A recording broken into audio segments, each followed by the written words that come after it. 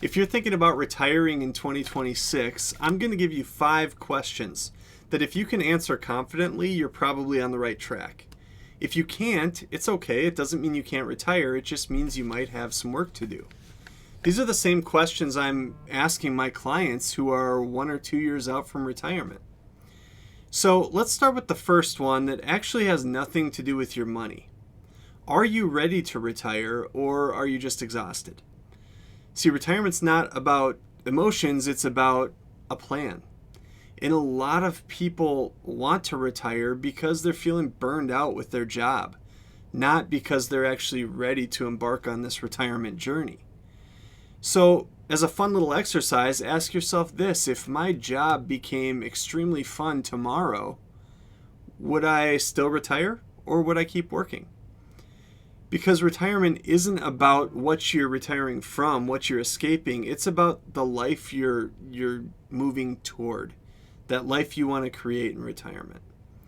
So if you've determined that you are ready mentally, physically, emotionally to retire, now you have to move into some math. And the second question is, do you know what you're actually spending today? Guessing on spending in retirement is one of the quickest ways to derail your plan. A lot of people I talk to underestimate their spending by 15 or 20% because they know what their core expenses are, they know what their bills are on a monthly basis, but they forget about the other things. They forget about new tires for the car, or wedding presents, or roof repairs, or those vacations. So before you go plan out your 2026 spending, look back 3 months and actually see what your lifestyle costs. If you take that 3-month window, that'll give you a pretty good projection for what your spending actually looks like.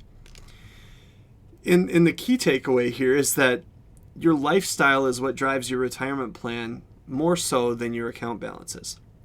So now that we've covered the what's going out, let's talk about the thing that actually scares most retirees, and that's what's coming in.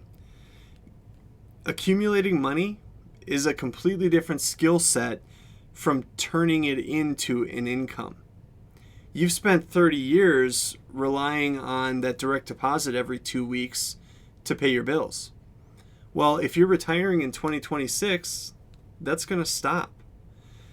So if you have a big pile of savings but no mechanism to actually turn that into a monthly salary, you're going to be scared to spend a dime, and that's no way to live in retirement. So you need a system that mimics your paycheck so you feel safe spending money again, because you don't want to go to retirement and not do all the things that you've dreamed of.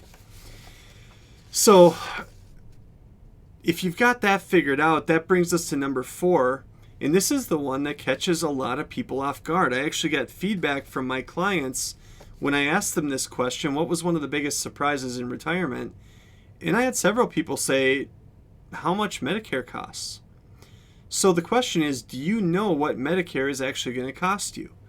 And I'm not talking about the price next year. I'm talking about what you'll actually pay. Because here's the rule. Medicare, what you pay for Medicare is based on your income. But it's not based on your income from last year. It's based on your income from 2 years ago.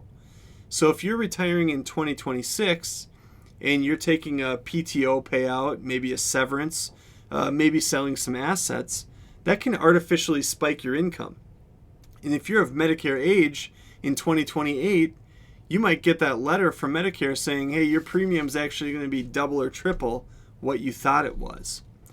Now, that's something that happens, but you can plan around it. You just have to be aware of it today, not when it happens. And the last thing, those 4 questions kind of handle the first couple years of retirement for most people.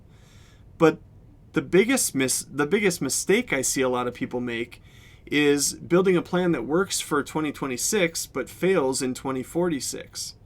So the question you need to ask, the last question, is, does your retirement plan work for 2 timelines?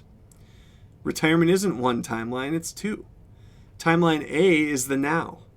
So these first couple 3 years of retirement, you need stability and cash flow so that you don't have to make poor decisions or knee-jerk decisions to sell things that you shouldn't if the market drops in 2027.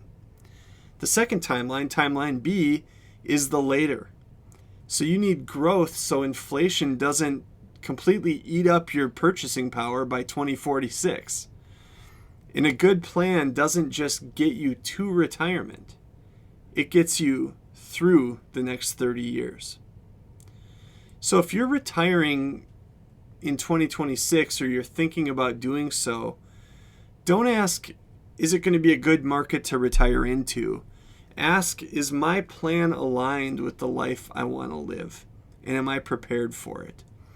If you want help walking through these steps, connect with us. You can reach out to us at fivestonefinancial.com. That's the number 5. And specifically, if you're in the skilled trades, I know your pension and benefits are sometimes a little tricky, especially when it comes to figuring out how to maximize those. I built a specific page just for you, and that link is in the description. So if you're retiring in 2026, I wish nothing but confidence and clarity for you. Thanks for watching. Have a great day.